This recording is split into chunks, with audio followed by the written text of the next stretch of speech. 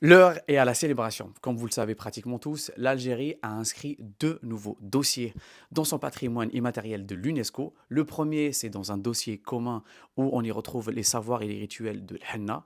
Et le deuxième, qui est les tenues traditionnelles féminines de l'Est. Donc on a le Melhfa, el Gandoura et le kaftan al-Qadi. Très important de le préciser car plusieurs personnes veulent nous faire croire que la photo du kaftan a été retirée. C'est complètement faux. Le dossier a été accepté tel quel avec toutes les mentions. Donc c'est juste de la propagande.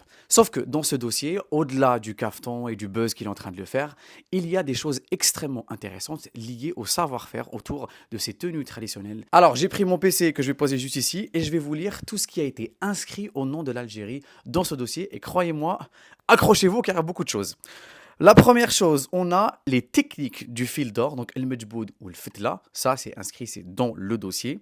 On a el djbin, alors moi je ne suis pas du tout expert, hein, donc je suis juste en train de vous dire ce qui a été inclus dans le dossier. On a les parures comportant les bijoux traditionnels. On a srab, alors srab je sais ce que c'est, ça se met autour du cou.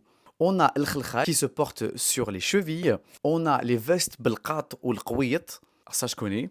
On a Khit al-Rouh, alors ça vous connaissez pratiquement tous, ça y est, ça c'est inscrit à l'UNESCO. On a El Haf, alors je sais pas du tout, mais c'est écrit caftan brodé selon les mêmes techniques du drapé couvrant. Beaucoup de personnes aussi nous disent pourquoi ils n'ont pas inscrit les autres tenues, etc. Les gars, il faut savoir que chaque pays a le droit d'envoyer seulement 2 dossiers par an pour que l'UNESCO puisse traiter toutes les demandes et doit faire des dossiers en béton. Donc en fait, on ne peut pas envoyer tous les dossiers d'un coup.